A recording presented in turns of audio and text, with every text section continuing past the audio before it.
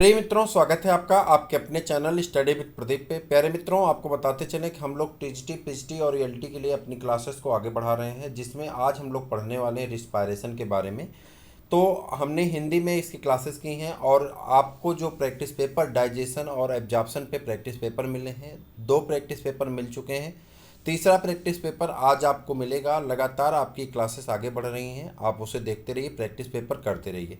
Practice paper में आपके सभी previous year question paper included हैं और साथ में एनसीईआरटी के जितने भी क्वेश्चन पेपर हो सकते हैं एमसीक्यू के, जो इम्पॉर्टेंट है परीक्षा की दृष्टि से, वो सभी वहाँ पे एडेड हैं, आप उसे देख सकते हैं।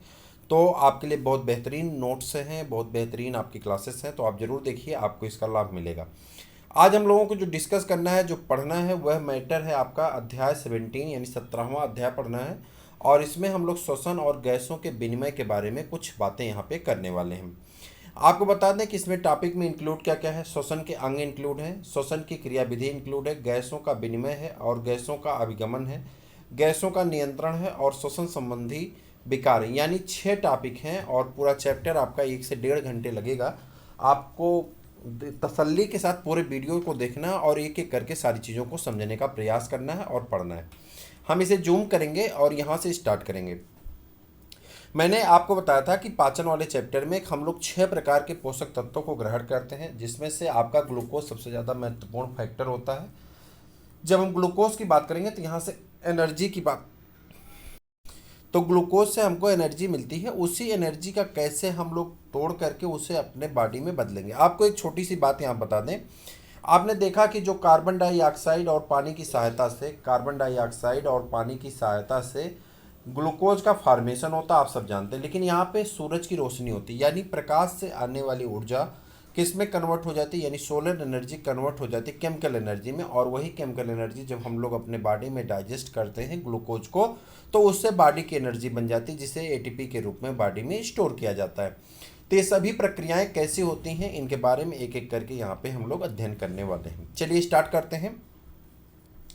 जैसा कि आप पहले पढ़ चुके हैं, सजीव पोषक तत्व जैसे कि ग्लूकोज को तोड़ने के लिए ऑक्सीजन का परोक्ष रूप से उपयोग करते हैं। ठीक है, या तो प्रत्यक्ष करें या परोक्ष करें, यानी किसी प्रकार से ऑक्सीजन का उपयोग जो है सजीव लोग करते हैं। इसी को तोड़ करके ऊर्जा का उत्पादन किया जाता है। ग्लूकोज को तोड़ते हैं ऑक्सीजन की प्रेजेंस में और उससे ऊर्जा का उत्पादन किया जाता है, जिसमें विभिन्न क्रियाओं को संपादित करने के लिए आवश्यक ऊर्जा प्राप्त होती है। आपका जो फिजियोलॉजी, प्लांट फिजियोलॉजी है, उसका 2 चैप्टर छूट गया है। उसमें ग्लाइकोलाइसिस एक इम्पॉर्टेंट टॉपिक, क्रेब्स चक्र है, और जो है 2 टॉपिक और हैं, हम उसे प्लांट फिजियोलॉजी बाद में डिस्कस कर लेंगे। वो हिस्सा छूट गया है, अब मुझे पता है, और उसको हम जल्दी से डिस्कस करेंगे तो वो आ जाएगा आपका। हालांकि एनिमल फिजियोलॉजी पूरी खत्म होने के बाद अब हम लोग उधर की तरफ बढ़ेंगे और एक एक करके सारे चैप्टर को, जैसे कंप्लीट चैप्टर पढ़ रहे हैं, कंप्लीट चैप्टर पढ़ते हुए चलेंगे और फिर इसका एमसीक्यू करते रहेंगे। ठीक है, तो चलिए यहाँ पे हो गया आपका, क्या कह रहे थे कि परोक्ष रूप से उपयोग करते हैं, जिससे विभिन्न क्रियाओं को संपादित करने के लिए आवश्यक ऊर्जा प्राप्त होती है। उपरोक्त अपचयी क्रियाएं, जितनी भी अपचयन उपचयन क्रियाएं होती हैं, क्रियाओं में कार्बन डाइऑक्साइड भी मुक्त होती है। इस क्रिया में किसकी मुक्ति होती है? कार्बन डाइऑक्साइड मुक्त होती है, यानी शरीर से बाहर निकलती है। ऑक्सीजन का ग्रहण होता है। ठीक है, ऑक्सीजन ग्रहण की जाती है, कार्बन डाइऑक्साइड निकाली जाती है, जो कि हानिकारक है। कौन हानिकारक है? कार्बन डाइऑक्साइड बॉडी के लिए हानिकारक है। आपके क्वेश्चन में जब पूछा जाता है तो वहाँ पे कार्बन मोनोऑक्साइड दिया जाता है। सबसे ज़्यादा खतरनाक गैस कार्बन मोनोऑक्साइड होती है।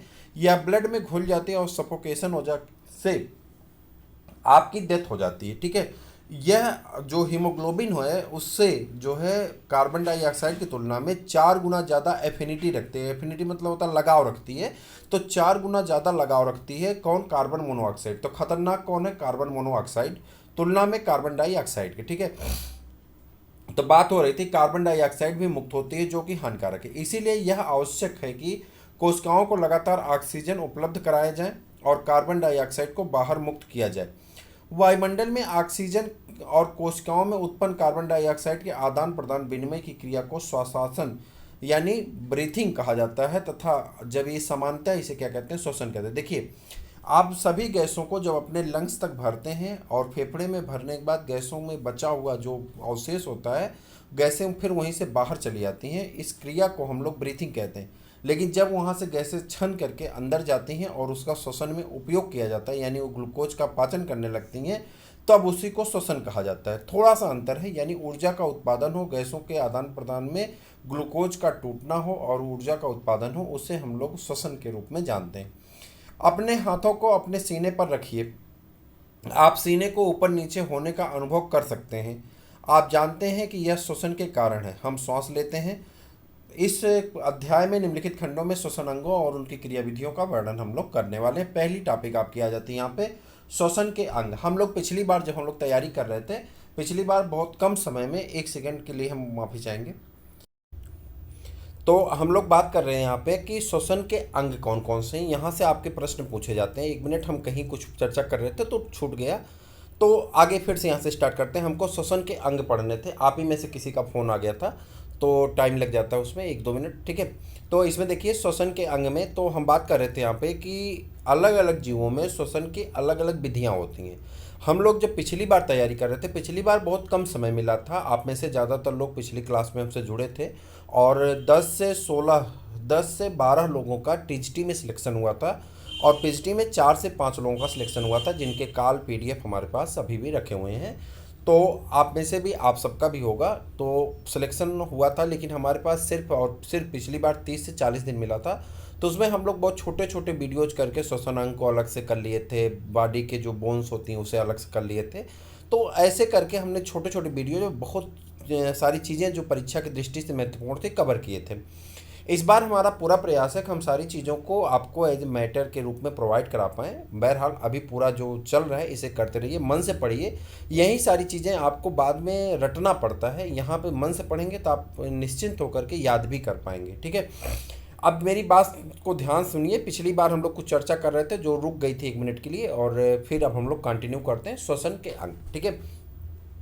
अब ध्यान से सुनिए। श्वसन के अंग में बात कर रहे हैं कि प्राणियों में विभिन्न वर्गों में जीव बीज श्वसन की क्रियाविधि उनके निवास और संगठन के अनुसार बदलते। देखिए, कोई भी जीव का निवास स्थान कैसा है, इसके अनुसार उसके जो हैं चीज़ें बदल जाती हैं। बदल क्यों जाती हैं? क्योंकि उसका निवास स्थान कहाँ पे है, किस प्रकार से निवास कर रहा है, उसको भोजन कैसे मिल रहे हैं, उसे पानी कैसे मिल रहे हैं, उसे हवा कैसे मिल रही है, इसी पे डिपेंड करता है कि उसका निवास स्थान कहाँ है और वह श्वसन किस प्रकार से करता है। अब यहाँ पे देखिए, निम्न आकाशोर की जब आप पढ़ेंगे ना, सिलेबस पढ़ेंगे, तो उसमें दिया गया lower invertebrate, higher invertebrate and chordate. ये आपके सिलेबस में मेंशन है, हालांकि पीएचडी के सिलेबस में मेंशन है। तो वहाँ पे आप देखेंगे तो यहाँ देखिए दिया गया निम्न आकाशोर की मतलब लोअर इन्वर्टिब्रेट की बात हो रही है। जैसे कि स्पंज किस में आएंगे? पोरीफेरा में, ठीक। उसके बाद सिलेंट्रेटा का ग्रुप का सारा एनिमल जो हो गए, ठीक है। उसके बाद प्लेटेहेल्मिन्थीज को क्या कहा जाता है? चेप्टे कृमि कहे जाते हैं। आदि में ऑक्सीजन और कार्बन डाइऑक्साइड का आदान प्रदान शरीर की सतह, यानी जो शरीर की सतह होती है, यानी शरीर की जो त्वचा है, उसके माध्यम से सरल विसरण विधि द्वारा, कैसे? सरल विसरण विधि द्वारा होता है। विसरण को आप डिफ्यूजन कहते हैं, डिफ्यूजन माध्यम से होता है, ठीक है। केचुए की बात कर रहे हैं। केचुए अपनी आर्द्र क्यूटिकल, क्या होता है, त्वचा के ऊपर क्यूटिकल की लेयर पाई जाती है, चिकनी होती है, इसलिए केचुआ स्लिप करता है। आर्द्र क्यूटिकल को श्वसन के लिए उपयोग करते हैं। कीटों के शरीर में नलिकाएं पाई जाती है, जिसे स्पेर्किल कहा जाता है। अगर आप 6, 7, 8 या 9, 10 की एनसीईआरटी पढ़े होंगे तो वहाँ पर स्पेर्किल आपको मिलेगा लिखा हुआ, का एक जाल होता है जिसे श्वसन नलिकाएं या स्पेर्किल कहा जाता होता है। कीट किससे करते हैं? स्पेर्किल से करते हैं, जिनसे वातावरण की वायु का उनके शरीर में आदान प्रदान होता रहता है, ठीक है, के विभिन्न स्थानों में पहुंचती रहती हैं ताकि कोशिकाएं सीधे गैसों का आदान प्रदान कर सकें। जलीय आर्थ्रोपोड कहाँ हो गए? आर्थ्रोपोडा को मैंने बताया था कि आर्थ्रोपोडा को अलग अलग ग्रुपों में रखा जा सकता है। आर्थ्रोपोडा जल पे भी पाए जाते हैं, स्थल में भी पाए जाते हैं, और कहाँ पाए जाते हैं? वायु में भी पाए जाते हैं। तो जलीय आर्थ्रोपोडा तथा मोलस्का जो होते हैं, मोलस्का में भी आप क्या जाते हैं, जो साफ्ट होते हैं उसे मोलस्का में रखा जाता है। में श्वसन विभिन्न श्वसन संवहनी संरचना यानी क्लोम गिल द्वारा होता है, ठीक है। जबकि स्थलचर प्राणियों में, जो स्थल पे रहते हैं आर्थ्रोपोडा के, श्वसन विभिन्न संवहनी थैलियों फुफ्फुस या फेफड़े द्वारा होता है। कशेरुकियों में, अगर कशेरुकियों की बात करें, जैसे कि मछलियाँ आ गई, मछलियों में क्लोम यानी गिल द्वारा श्वसन करती हैं। जबकि एम्फीबिया में, उभयचर में, सरीसृप में, पक्षी में, स्तनधारी में फेफड़ों द्वारा श्वसन होता है। उभयचर जैसे कि मेढक, उभयचर में जैसे कि मेढक यानी जो एम्फीबिया है, जैसे कि उसमें मेढक की बात हो रही है, अपनी आर्द्र त्वचा यानी नम त्वचा के द्वारा भी श्वसन करते हैं। स्तनधारियों में एक पूर्ण विकसित श्वसन प्रणाली पाई जाती है। मानव का श्वसन तंत्र, जो हमारा कोर्स है, हम लोग एनिमल फिजियोलॉजी में ह्यूमन बीइंग की फिजियोलॉजी पढ़ रहे हैं, तो सबके साथ ह्यूमन बीइंग को डिटेल में पढ़ना है। मानव फिजियोलॉजी में आ जाएंगे। मानव श्वसन तंत्र में अगर हम बात करें तो मानव के श्वसन तंत्र में आपका जो हिस्सा बनता है, यहाँ पे देखिए हमारे, एक सेकेंड, हमारे शरीर में यानी एक जोड़ी बाह्य नासाद्वार पाया जाता है जिसे आप नॉस्ट्रिल कहते हैं, जो होठों के ऊपर बाहर की तरफ खुलते हैं। यह नासा मार्ग द्वारा नासा कक्ष तक पहुंचते हैं। नासा कक्ष ग्रसनी में खुलते हैं। ग्रसनी आहार और वायु दोनों के लिए उभयनिष्ठ मार्ग है। कह रहा है ग्रसनी जो है भोजन नली और श्वसन नली दोनों के लिए उभयनिष्ठ मार्ग होता है, यानी दोनों नलिकाएं यहाँ पे ग्रसनी के पास मिलती हैं। ग्रसनी कंठ द्वारा श्वास नली में खुलती हैं। ग्रसनी कंठ द्वारा श्वास नली में खुलती हैं। कंठ एक उपास्थ्यमय पेटिका किसकी बनी होती? कार्टिलेज की बनी होती कंठ, जो ध्वनि उत्पादन में सहायता करता है। जो कंठ है वह किससे बना है? कार्टिलेज से बना है, और वह ध्वनि उत्पादन में सहायता करती है, इसीलिए इसे ध्वनि पेटिका भी कहते हैं। भोजन निगलते समय घाटी, ठीक है, भोजन निगलते समय घाटी एक पतली लोचदार उपास्थल फ्लैप द्वारा कंठच्छद, जिसे एपिग्लॉटिस कहते हैं, से ढक जाती है। जब आप भोजन निगलते हैं तो उस समय सांस नहीं ले पाते हैं, और जब सांस लेते हैं तो उस समय भोजन को निगल नहीं पाते हैं। कभी कभी आप जल्दीबाजी में पार्टी में खाते हैं, तो ऐसी स्थिति में क्या होता है, जी आप कभी निमंत्रण में हो तो जल्दीबाजी में खाने का प्रयास करते हैं, तो ऐसी स्थिति में सुबह आपको वापस काम के लिए जाने के लिए जल्दी हो, तो ऐसी स्थिति में भोजन क्या होता है, आपके श्वास नली में चला जाता है, खास करके चावल। और जब श्वास नली में चला जाता है, बाद में जब कभी आपको छींक आती है तो पता चलता है कि दूसरे किसी टेबल पे जाकर के गिरता है। ऐसी सिचुएशन आपके साथ घटी होगी कभी, तो क्या होता है, को चला जाता है श्वास नली में, ठीक है। इससे आहार ग्रसनी से कंठ में प्रवेश ना कर सके, ठीक। श्वास नली एक सीधी नलिका है जो वक्ष गुहा के मध्य तक पांचवी वक्षीय कशेरुकी तक जाकर दाईं और बाईं और प्राथमिक श्वसनिकाओं में विभाजित हो जाती है। इस चीज को याद रखना है कि किस वक्षीय भाग तक जाएगी, पांचवी वक्षीय कशेरुकी तक जाकर के दाईं और बाईं भाग में वह विभाजित हो जाती है। प्रत्येक श्वसनी कई बार विभाजित होते हुए द्वितीयक एवं तृतीयक स्तर की श्वसनी श्वसनिका और बहुत पतली अंतस्थ श्वसनिकाओं में समाप्त हो जाती हैं। श्वास नली प्राथमिक, द्वितीयक और तृतीयक श्वसनी तथा प्रारंभिक श्वसनिकाएं अपूर्ण उपास्थल बलियों से आलंबित होती हैं। प्रत्येक अंतस्थ श्वसनिका बहुत सारी पतली अनियमित भित्त युक्त वाहिका युक्त थैली जैसी संरचनाएं कूपिकाओं में खुलती हैं, जिसे वायु कूपिका कहते हैं। इसे एल्वोलाई कहा जाता है, ठीक है। श्वसनी श्वसनिकाओं और कूपिकाओं का शाखित जाल फेफड़ों की रचना करते हैं।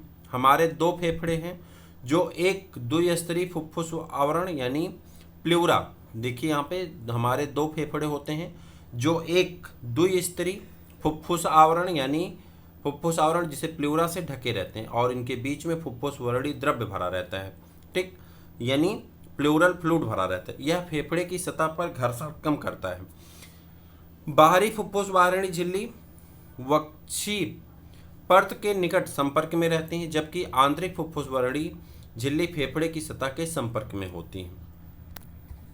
बाह्य नासा छिद्र से अंतस्थ श्वसनिकाओं तक का भाग चालन भाग कहलाता है, जबकि कूपिकाएं उनकी नलिकाएं श्वसन तंत्र का श्वसन या विनिमय भाग गठित करती हैं। चालन भाग वायुमंडलीय वायु को कूपिकाओं तक स्तरित करता है, इसके बाहरी कंठों से मुक्त करता है, आर्द्र करता है और वायु को शरीर के तापमान तक लाता है। विनिमय भाग आदान प्रदान इकाई रक्त वायुमंडल वायु में ऑक्सीजन और कार्बन डाइऑक्साइड वास्तविक विसरण स्थल होते हैं। फेफड़े वक्ष गुहा में स्थित होते हैं। फेफड़े कहाँ स्थित होते हैं? वक्ष गुहा में स्थित होते हैं, जो शारीरता एक वायुरोधी कक्ष है। वक्ष गुहा कक्ष पृष्ठभाग के कशेरुक दंड, अधर भाग में उरोस्थ, पार्श्व में पसलियों और नीचे से गुम्बदा का डायफ्राम द्वारा बनता है। वक्ष में फेफड़ों की शारीरिक व्यवस्था ऐसी होती है कि वक्ष भाग में आयतन में कोई भी परिवर्तन फेफड़े यानी फुफ्फुस की गुहा में प्रतिबिंबित हो जाएगा। श्वसन के लिए ऐसी व्यवस्था आवश्यक है। देखिए यहाँ पे एक कंठछद है आपका, ठीक, उसके बाद कंठ है, कंठछद है, कंठ है, श्वासनली है, अपूर्ण उपास्थि में बलय है, ठीक है, रिंग होती हैं, श्वसनी है, ये श्वसनी हो गई आपकी, एक सेकेंड, ये श्वसनी हो गया। पसली का कटा हुआ आखिरी भाग है, फेफड़ा है, ये डायाफ्राम का हिस्सा, इसके बाद पेट लगा होता है नीचे, उसके बाद आपका फुफ्फुस वर्णी झिल्ली जिसे आप प्लेउरा मेम्ब्रेन कहते हैं, कोपिका है, और फुफ्फुस वर्णी द्रव्य है जो इनके बीच में द्रव भरा हुआ है उसे फुफ्फुस वर्णी द्रव कहते हैं। श्वसन के निम्नलिखित चरण सम्मिलित हैं। श्वसन या फुफ्फुसी संवातन जिसमें वायुमंडलीय वायु अंदर खींची जाती हैं और कार्बन डाइऑक्साइड से भरपूर कोपिका की वायु को बाहर मुक्त कर दिया जाता है। कोपिका झिल्ली के आर पार गैसों यानी ऑक्सीजन और कार्बन डाइऑक्साइड का विसरण होता है। रुधिर द्वारा गैसों का परिवहन यानी अभिगमन होता है। रुधिर और ऊतकों के बीच ऑक्सीजन और कार्बन डाइऑक्साइड का विसरण होता है। अपचयी क्रियाओं के लिए कोशिकाओं द्वारा ऑक्सीजन का उपयोग और उनके फलस्वरूप कार्बन डाइऑक्साइड का उत्पन्न होना कोशिकीय श्वसन जैसे कि अध्याय 14 में श्वसन में बताया गया था। अब यहाँ पर वही ग्लाइकोलिसिस वाला अध्याय हमारा छूटा हुआ है, इसे पढ़ना है, ठीक है, बताया गया था। श्वसन की क्रियाविधि। श्वसन के 2 चरण सम्मिलित हैं, अंतःश्वसन और जिसके दौरान वायुमंडलीय वायु को अंदर खींचा जाता है, और निःश्वसन इसके द्वारा फुफ्फुसी वायु को बाहर मुक्त किया जाता है। वायु को फेफड़ों के अंदर ले जाने के लिए फेफड़ों द्वारा एवं वायुमंडल के बीच दाब प्रवणता निर्मित की जाती है। अंतःश्वसन तभी हो सकता है जब वायुमंडलीय दाब से फेफड़ों की वायु का दाब आंतर फुफ्फुस दाब कम हो, अर्थात फेफड़ों का दाब वायुमंडलीय दाब के सापेक्ष कम होता है। इस तरह से निःश्वसन तब होता है जब आंतर फुफ्फुसी दाब वायुमंडलीय दाब से अधिक होता है। डायाफ्राम और एक विशिष्ट पेशी समूह पसलियों के बीच स्थित बाह्य एवं अंतरापरशुक यानी इंटरकोस्टल इस तरह की प्रवणताएं उत्पन्न करते हैं। अंतःश्वसन डायफ्राम के संकुचन से प्रारंभ होता है। ध्यान से देखिएगा, अंतःश्वसन डायफ्राम के संकुचन से प्रारंभ होता है जो अग्र पश्च अक्ष एंटेरो पोस्टीरियर एक्सिस से वक्ष गुहा का आयतन बढ़ा देता है। बाह्य अंतरापरशुक पेशियों का संकुचन पसलियों और ओरोस्त को ऊपर उठा देता है जिससे पृष्ठधार अक्ष डार्सोवेंट्रली एक्सिस में वक्ष गुहा कक्ष का आयतन बढ़ जाता है। वक्ष गुहा के आयतन में किसी प्रकार से भी हुई वृद्धि के कारण फुफ्फुस के आयतन में भी समान वृद्धि होती है। यह समान तरह की वृद्धि फुफ्फुसी दाब को वायुमंडलीय दाब से कम कर देती है जिससे बाहर की वायु बलपूर्वक फेफड़ों के अंदर आ जाती है, अर्थात अंतःश्वसन की क्रिया संपन्न हो जाती है। डायाफ्राम और अंतरापरशुक पेशियों का शिथिलन यानी रिलैक्सेशन डायाफ्राम और उरोस्त को उसके समान स्थान पर वापस कर देता है और वक्षीय आयतन को घटाता है जिससे फुफ्फुस आयतन भी घट जाता है। इसके परिणाम स्वरूप अंतर फुफ्फुसी दाब वायुमंडल दाब से थोड़ा अधिक हो जाता है जिससे फेफड़ों की हवा बाहर निकल जाती है, अर्थात निःश्वसन हो जाता है। हम अपनी अतिरिक्त उदरीय पेशियों की सहायता से अंतःश्वसन और निःश्वसन की क्षमता को बढ़ा सकते हैं। यहाँ आप देखिए, एक प्रश्न है आपका, औसतन एक स्वस्थ मनुष्य प्रति मिनट में 12 से 16 बार श्वसन करता है। औसतन एक स्वस्थ मनुष्य एक मिनट में यानी प्रति मिनट 12 से 16 बार श्वसन करता है। श्वसन गतिविधियों में सम्मिलित वायु के आयतन का आकलन स्पायरोमीटर की सहायता से किया जाता है। यहाँ पे देखिए 2 क्वेश्चन आपके यहीं पे हैं। कह रहा है औसतन एक स्वस्थ मनुष्य जो होता है प्रति मिनट 12 से 16 बार श्वसन करता है। श्वसन की गतिविधियाँ जो हैं, गतिविधियों को सम्मिलित वायु के आयतन का आकलन स्पायरोमीटर किससे किया जाता है? स्पायरोमीटर की सहायता से किया जाता है जो फुफ्फुसी कार्यकलापों का नैदानिक मूल्यांकन करने में सहायता करता है। इधर आ जाते हैं, ठीक है। श्वसन संबंधी आयतन और क्षमताएं, ये सब चीज़ें आपकी पूछी जाती हैं। अब यहाँ से एग्जाम में पूछे जाने वाले प्रश्न आपके स्टार्ट हो जाते हैं। एक एक करके आप देखिएगा। सबसे पहले ज्वारीय आयतन यानी टाडल वॉल्यूम कहा जाता है, किससे कहते हैं देखिएगा। सामान्य श्वसन क्रिया के समय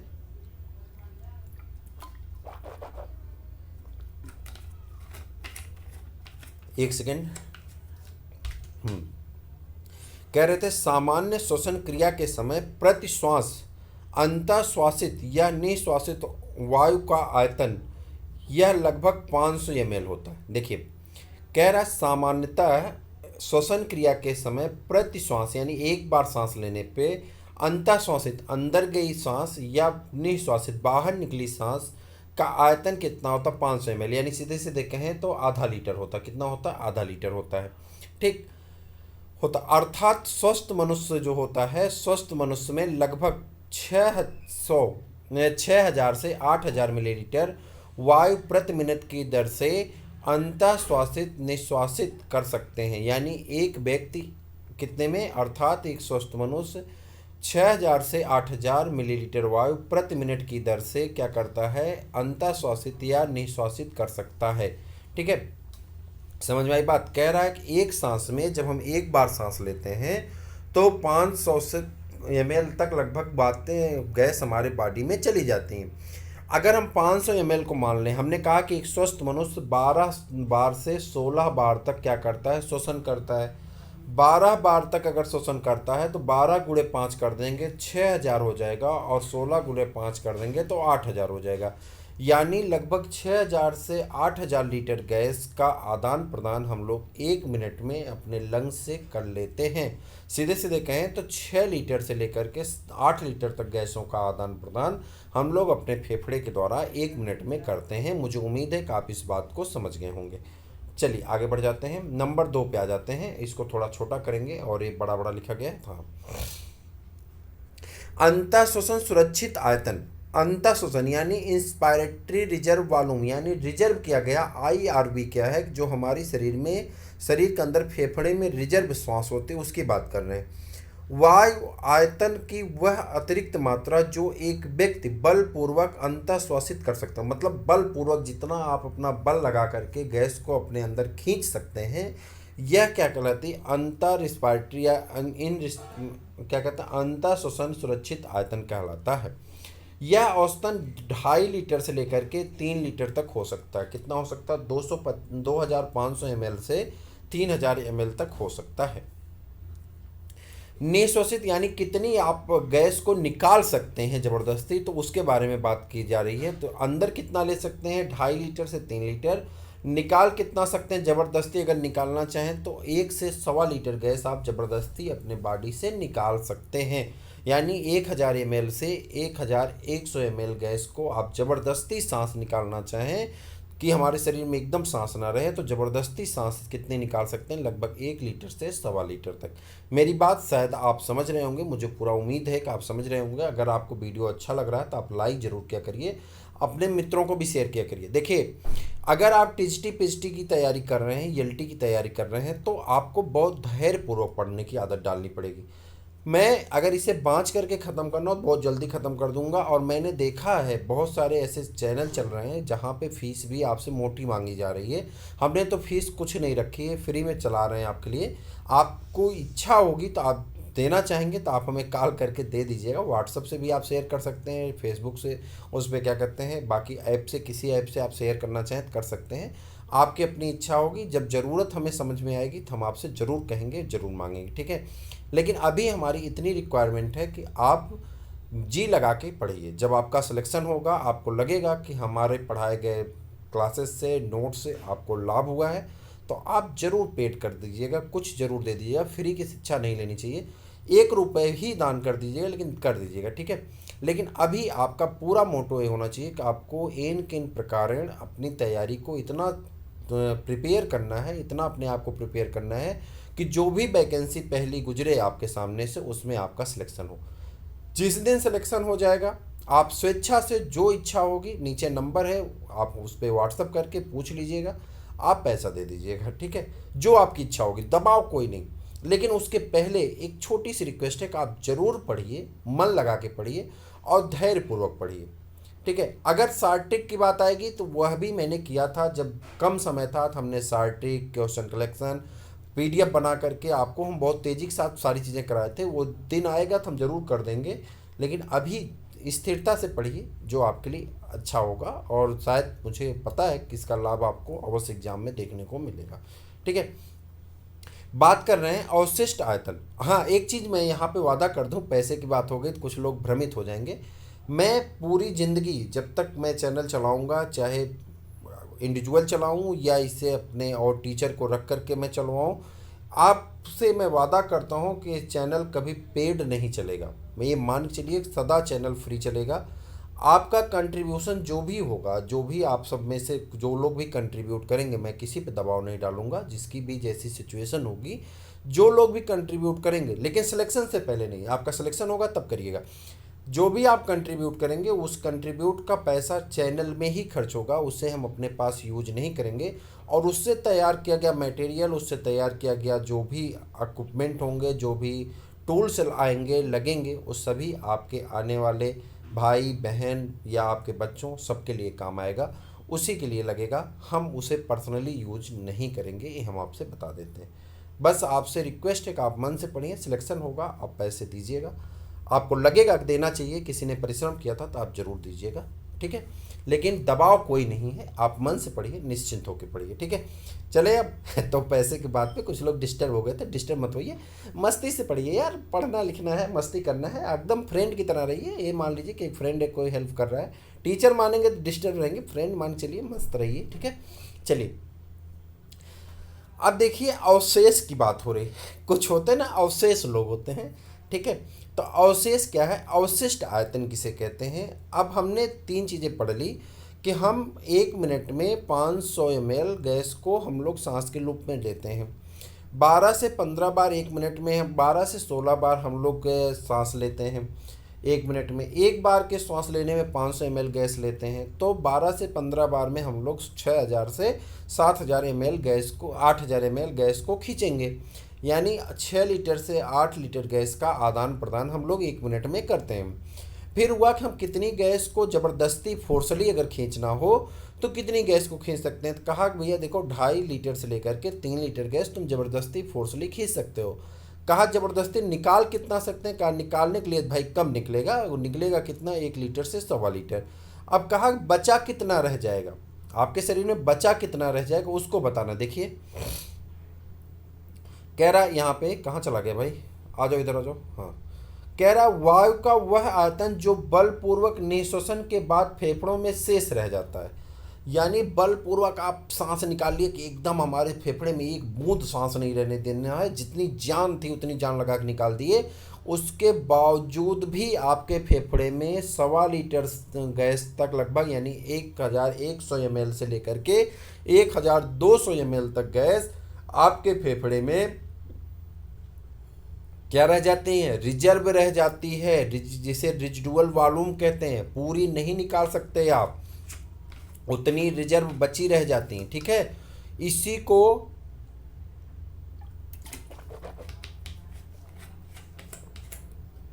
को हम लोग क्या कहते हैं, फेफड़े की क्षमता या फुफ्फुस क्षमताएं कहलाती हैं। क्या कहलाती हैं, फुफ्फुस क्षमताएं कहलाती हैं, निकाली जा सकती है। इसकी नैदानिक ठीक है उद्देश्यों का उपयोग किया जा सकता है। ठीक है, आगे बढ़ जाइए।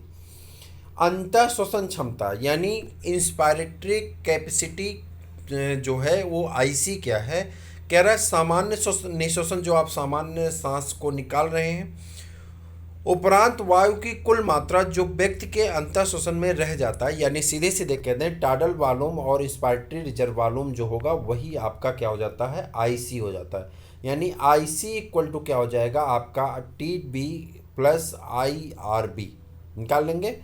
उसी तरह से आपसे पूछा जाएगा कि ईसी यानी इस एक्सपायरेटरी कैपेसिटी क्या होगी, तो आप कहेंगे टीबी प्लस IRB। क्लियर हो जाएगा, निकल जाना चाहिए, मुझे लगता है कोई दिक्कत नहीं होगी। क्रियाशील अवशिष्ट क्षमता ऐसी गैसें जिसकी हमारी बॉडी में अवशेष है यानी बचाई गई हैं लेकिन वो क्रियात्मक है। सामान्यतः निःश्वसन के उपरांत वायु की वह मात्रा जो फेफड़े में शेष रह जाती उससे निःश्वसन सुरक्षित आयतन और अवशिष्ट आयतन कहलाता है, यानी IRB, ERB और RB। जैव क्षमता क्या होती है? Vital capacity. आपसे पूछा गया प्रश्न है वाइटल कैपेसिटी से, बलपूर्वक निःश्वसन, बलपूर्वक निकाली गई सांस के बाद वायु की वह अधिकतम मात्रा जो एक व्यक्ति में अंतः श्वासित कर सकता है, उसे ERB यानी इंस्पायरेटरी रिजर्व वॉल्यूम और टाइडल वॉल्यूम तथा इंस्पायरेटरी रिजर्व वॉल्यूम कहा जाता है। अथवा वायु की वह अधिकतम मात्रा जो एक व्यक्ति बलपूर्वक अंतः श्वसन के बाद निश्वासित कर सकता है, अंतः श्वसन के बाद निश्वसित कर सकता है, उसी को हम लोग क्या कहते हैं? जैव क्षमता कहते हैं। फेफड़े की कुल क्षमता क्या होती है? तो आप कहेंगे बलपूर्वक निश्वसन के पश्चात फेफड़े में समायोजित यानी उपस्थित वायु की कुल मात्रा, जिसमें RB, ERB, TB और IRB सम्मिलित हों, यानी जैव क्षमता प्लस अवशिष्ट क्षमता मिला करके VC वाइटल कैपेसिटी और रिजर्व कैपेसिटी मिला करके जो क्षमता आएगी उसी को हम लोग TLC कहते हैं। आपसे एक रिक्वेस्ट है कि आप इसे दोबारा से अपनी बुक में या अपने ऐप में एक बार पढ़ लीजिएगा, मन से पढ़ लीजिएगा, ताकि आपका ये जो डाउट है सारे डाउट यहाँ से क्लियर हो जाए। अब हमको पढ़ना है गैसों का विनिमय कैसे होता है, यानी गैसें कैसे चलती हैं, इसके बारे में पढ़ना है। चलिए यहाँ पर आ जाते हैं, गैसें कैसे चलती हैं। कोशिकाएं यानी जो एल्बोलाई हैं, गैसों के विनिमय के लिए प्राथमिक स्थल होती हैं, वहाँ पे जाकर के गैसें रुकी हुई हैं तो वही प्राथमिक स्थल हो जाता है। गैसों का विनिमय रक्त और ऊतकों के बीच भी होता है। इन स्थलों पर ऑक्सीजन और कार्बन डाइऑक्साइड का विनिमय दाब अथवा सांद्रता प्रवणता के आधार पर सरल विसरण द्वारा होता है। गैसों की घुलनशीलता के साथ साथ विसरण में सम्मिलित झिल्लियों की मोटाई भी विसरण की दर को प्रभावित करने वाले कुछ महत्वपूर्ण घटक होते हैं। कौन कौन से घटक हैं? आ जाते हैं नीचे। यहाँ देखिए कह रहा है, अब देखिए एक बात मेरी ध्यान सुनिए। आपने पढ़ा होगा डिफ्यूजन, जिसमें आपने पढ़ा होगा गैसों का विनिमय होता है हायर कंसंट्रेशन से लोअर कंसंट्रेशन की तरफ, यानी अधिकता से कमता की तरफ गैसों का आदान प्रदान होता है। क्लियर हो गया? अधिक से कम की तरफ जाएंगी। अब मेरी बात को यहाँ पर सुनिए। देखिए यहाँ पे मैं एक ग्राफ बना रहा हूँ, ये है बाहर की आवाज़, ठीक है, यहाँ पे हम लिख देते हैं बाहरी, ठीक, और यहाँ पे हम लिख देते हैं आंतरिक। अभी इसको आप समझना, आंतरिक, ठीक। बाहर में मान लेते हैं जो बाहर का कार्बन डाइऑक्साइड का लेवल है, कार्बन डाइऑक्साइड का लेवल कितना? 0.03%। और जो ऑक्सीजन का लेवल है वो कितना है? तो आप कहेंगे 21%, ठीक है, कार्बन डाइऑक्साइड और ऑक्सीजन का, ठीक। किसी को कोई डाउट नहीं होना चाहिए। अंदर में आ जाते हैं, ऑक्सीजन का लेवल हो जाता है 16% और कार्बन डाइऑक्साइड का लेवल हो जाता है 4%। अब आप बताइए कि शरीर के अंदर कार्बन डाइऑक्साइड का लेवल 4% है और जो ऑक्सीजन है उसका 16 है। ऑक्सीजन हायर कंसंट्रेशन से लोअर कंसंट्रेशन की तरफ मूव करेगी, यानी 21 से मूव करके 16 की तरफ जाएगी, यानी गैस अंदर गई, कौन सी? ऑक्सीजन। और हायर कौन है? 4 ज़्यादा हो गया शरीर के अंदर, बाहर कम है, तो गैस अंदर से बाहर की तरफ आएगी, कौन? Carbon dioxide. इस प्रकार हम कह सकते हैं कि अंदर जाने वाली गैस कौन सी होती है? ऑक्सीजन होती है, और बाहर आने वाली गैस कौन सी होती है? Carbon dioxide. इसे आपका निकाला गया है, पी ऑक्सीजन को किस पे निकाला गया है? यहाँ पे MmHg में निकाला गया है। तो इस मार्फत भी आप समझ पाएंगे, ऐसे भी समझ पाएंगे, जैसा हमने आपको बताया है। गैसों के मिश्रण में किसी विशेष गैस के दाब की भागीदारी को आंशिक दाब कहते हैं, जिसे पास्कल प्रेशर आप कह सकते हैं, और उसे ऑक्सीजन और कार्बन डाइऑक्साइड के लिए क्रमशः PO2 और PCO2 के रूप द्वारा दर्शाते हैं। वायुमंडलीय दाब और दोनों विसरण स्थलों में इन दोनों गैसों के आंशिक दाब तालिका यहाँ नीचे दिए गए हैं, ठीक है, अभी हम लोग देख लेंगे। सारणी में दिए गए आंकड़े स्पष्ट रूप से कोशिकाओं में रक्त और रक्त के ऊतकों में ऑक्सीजन के द्वारा सांद्रता प्रवणता का संकेत देते हैं। इसी प्रकार कार्बन डाइऑक्साइड के लिए विपरीत दिशा में प्रवणता दर्शाई गई है, अर्थात ऊतकों में रक्त में और रक्त की कोशिकाओं की तरफ। यहाँ पे देख लीजिए कैसे आएंगे जाएंगे, ठीक है। देखिए मेरी बात को सुनिएगा। कह रहा है कि श्वसन हो रही है, यहाँ पे थोड़ा सा और इसको नीचे लाएंगे ताकि हम समझ पाए। हाँ देखिए, वातावरण यानी वायुमंडल में जो दबाव है वो कितना है वायुमंडल, इसमें ऑक्सीजन का 159 ग्राम है, ठीक है, मान लेते हैं 159 है। और जो कार्बन डाइऑक्साइड का जो दबाव है वो 0.3 है। वायु कूपिका में, यानी जो ऑक्सीजन की नली है जिसमें जा रही वायु कूपिका में कितना है, 104 है, और इसका कितना है, 40 है। हो गया यहाँ पे। अनाक्सीकृत रक्त में क्या है, रक्त में इसका 40 है। जो अनऑक्सीकृत है यानी जिसमें ऑक्सीजन नहीं है उसमें रक्त का दबाव कितना है, 40 है। और जिसमें अनऑक्सीकृत रक्त में कार्बन डाइऑक्साइड की मात्रा कितना है, 45 है। हमको इससे तुलना नहीं करनी, हमको इधर से तुलना कर देनी। यहाँ से हम तुलना कर देते हैं। देखिए अगर हम यहाँ से तुलना करें कि 104, देखिए ऑक्सीकृत रक्त में यहाँ पे, तो इसकी मात्रा कितनी है, इसकी मात्रा है 104 और इसकी मात्रा क्या है, कम, ठीक, कम है, इसकी तुलना में कम है। तो ऑक्सीजन किधर जाएगा, बाहर से अंदर की तरफ जाएगा। ऑक्सीजन किधर मूव करेगा, किस तरफ, तो कहेंगे बाहर से अंदर की तरफ मूव करेगा। और जब कार्बन डाइऑक्साइड यहाँ पे 40 है और यहाँ पे भी क्या है, इससे मत तुलना करिए, इससे करिए। देखिए 159 से तुलना करिए तो यहाँ कितना हो गया, 95 हो गया। तो हायर से लोअर तरफ मूव करेगा। और इसको यहाँ से तुलना कर देंगे तो यह भी हायर से लोअर तरफ मूव करेगा। यानी कार्बन डाइऑक्साइड अंदर से बाहर तरफ आएगी और ऑक्सीजन बाहर से अंदर की तरफ जाएगा। यही चीज़ यहाँ पे समझाने की कोशिश की जा रही है। मुझे उम्मीद है कि आप सभी इस बात को अच्छी तरह से समझ गए होंगे, ठीक है। आ जाइए यहाँ से, गैसों का परिवहन। ऑक्सीजन और कार्बन डाइऑक्साइड के परिवहन का माध्यम रक्त होता है।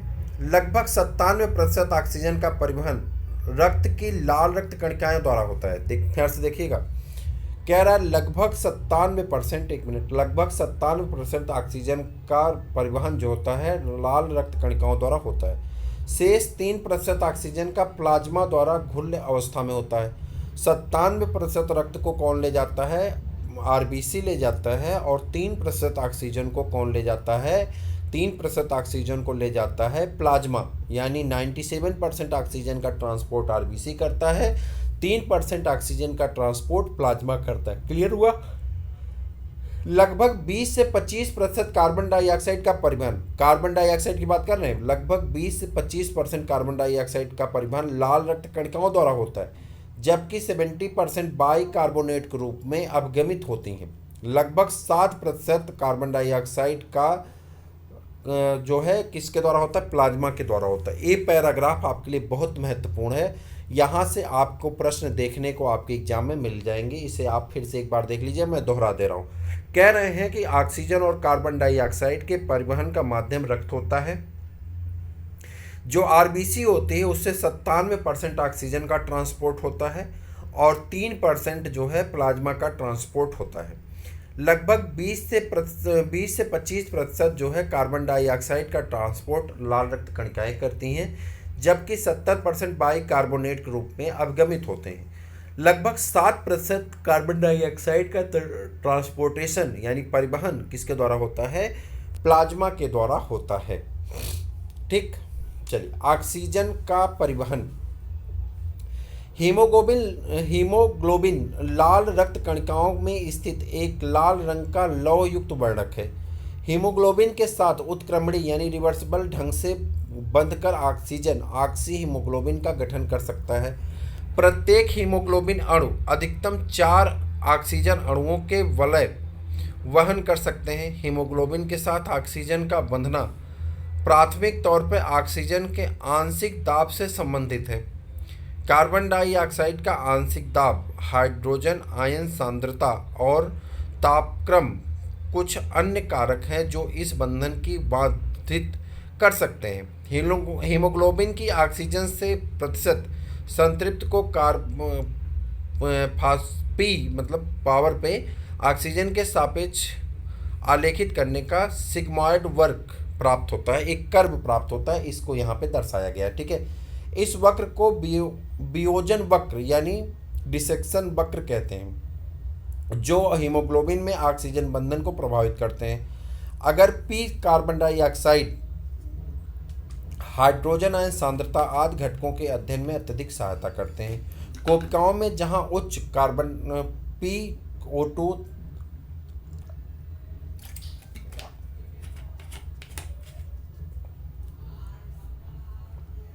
निम्न PCO2 कम हाइड्रोजन आयन सांद्रता और निम्न तापक्रम होता है, वहाँ ऑक्सी हीमोग्लोबिन बनाने के लिए भी सभी घटक अनुकूल साबित होते हैं। जबकि ऊतकों में निम्न PO2 उच्च कार्बन डाइऑक्साइड उच्च हाइड्रोजन आयन सांद्रता में कुल तापक्रमों की स्थितियाँ ऑक्सी हीमोग्लोबिन और ऑक्सीजन के वियोजन के लिए अनुकूलन करती हैं। इससे स्पष्ट होता है कि ऑक्सीजन हीमोग्लोबिन से फेफड़े की सतह पर बनता है और ऊतक में वियोजन की हो जाती हैं।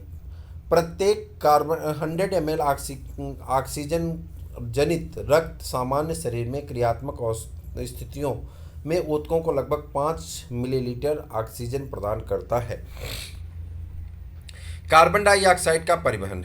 कार्बन डाइऑक्साइड हीमोग्लोबिन द्वारा कार्बामिनो हीमोग्लोबिन यानी लगभग 20 से 25% के रूप में वहन करती हैं।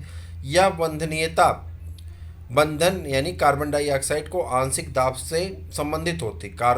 PO2 इस बंधन को प्रभावित करने वाला एक मुख्य कारक है। ऊतकों में उच्च PCO2 और निम्न PO2 की अवस्था होने पर हीमोग्लोबिन में कार्बन डाइऑक्साइड का बंधन होता है, जबकि कुपिका में जहां PCO2 निम्न और PO2 उच्च होता है, कार्बामिनो हीमोग्लोबिन से कार्बन डाइऑक्साइड का वियोजन होने लगता है, अर्थात ऊतकों में हीमोग्लोबिन से बंधित कार्बन डाइऑक्साइड कुपिका में मुक्त हो जाते हैं। एंजाइम कार्बोनिक एनहाइड्रेज की सांद्रता लाल रक्त कणिकाओं में उच्च और प्लाज्मा में अल्प होती है। इस एंजाइम से निम्नलिखित प्रक्रियाएं दोनों दिशाओं में सुगम होती हैं।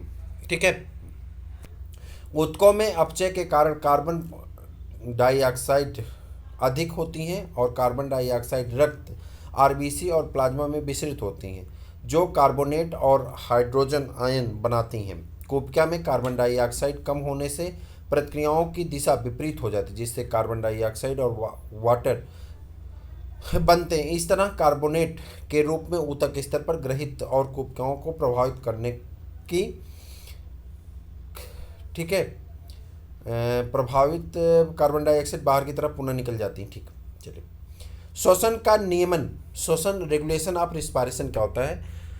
मानव में अपने शरीर के ऊतकों को मांग के अनुरूप श्वसन की लय को संतुलित और स्थिर बनाए रखने की एक महत्वपूर्ण क्षमता है। यह नियमन तंत्रिका तंत्र द्वारा संपन्न होता है। मस्तिष्क में मेडुला क्षेत्र में एक विशिष्ट श्वसन लय केंद्र विद्यमान होता है, जो मुख्य रूप से श्वसन के नियमन के लिए उत्तरदायी होता है। मस्तिष्क के पोन्स क्षेत्र में एक अन्य केंद्र स्थित होता है, जिसे श्वास प्रभारी यानी श्वास अनुचन निमेटोटॉक्सिक केंद्र कहते हैं। इस श्वसन लय केंद्र के कार्यों को संगत यानी सुधार कर सकता है। इस केंद्र में तंत्रिका संकेत श्वसन अंतः श्वसन की अवधि को कम कर सकते हैं और इस प्रकार श्वसन दर रिस्पायरेटरी रेट को परिवर्तित कर सकते हैं। लय केंद्र के पास एक रसो संवेदी यानी कीमोरिसेप्टर केंद्र लय केंद्र के लिए अति संवेदी होता है, जो कार्बन डाइऑक्साइड और हाइड्रोजन आयनों के लिए अति संवेदी होता है। इन पदार्थों की वृद्धि में यह केंद्र सक्रिय होकर के श्वसन प्रक्रियाओं में आवश्यक समायोजन करता है, जिससे ये पदार्थ निष्कासित किए जा सकें। महाधमनी चाप यानी एरेट्रिक आर्च और ग्रीवा धमनी से जुड़ी संवेदी संरचनाएं भी कार्बन डाइऑक्साइड और हाइड्रोजन आयन सांद्रता में परिवर्तन की पहचान करते हैं तथा उपचारात्मक कार्यवाही हेतु लय केंद्र की आवश्यक संकेत दे सकते हैं। श्वसन लय के नियमन में ऑक्सीजन की भूमिका बहुत ही महत्वहीन है। श्वसन से संबंधित विकार यानी रिस्पायरेटरी डिसऑर्डर, दमा, यह श्वसनी और श्वसनिकाओं की शोध के कारण श्वसन के समय घबराहट होती है और श्वास लेने में कठिनाई होती है। श्वसनी शोध यानी ब्रोंकाइटिस, यह श्वसन की शोध है जिसमें विशेष लक्षण संवहनी में सूजन और जलन होता है, इससे लगातार खांसी होती है। वात स्फीत या एम्फाइसीमा, यह चिरकारिक रोग है जो कुपिका भित्ति क्षतिग्रस्त हो जाती है, जिससे गैस विनिमय सतह घट जाती है। धूम्रपान इसके मुख्य कारकों में से एक है। व्यावसायिक श्वसन रोग, कुछ उद्योगों से विशेषकर जहां पत्थर की घिसाई पिटाई या तोड़ने के कार्य होते हैं वहां से इतने धूल कण निकलते हैं जिसकी वजह से शरीर की सुरक्षा प्रणाली इन्हें पूरी तरह से निष्प्रभावी नहीं कर पाती। दीर्घकालीन प्रभावन शोध उत्पन्न कर सकता है, जिससे रेशा महता यानी रेसी ऊतकों की प्रचुरता होती है, इसके फलस्वरूप फेफड़ों की गंभीर नुकसान हो सकता है। इसको श्रमिकों को मुखावरण यानी मुख के ऊपर जो मास्क हम लोग लगाते हैं का प्रयोग करना चाहिए। इस प्रकार से आपका यह भी चैप्टर कंप्लीट हो जाता है। हमने कोशिश की कि बहुत जल्दी से पढ़ के ख़त्म कर दें। जहाँ पे हमको बहुत ज़्यादा ज़रूरी लगा हमने टाइम लिया, जहाँ पे ज़रूरी नहीं लगा हमने समय नहीं लिया।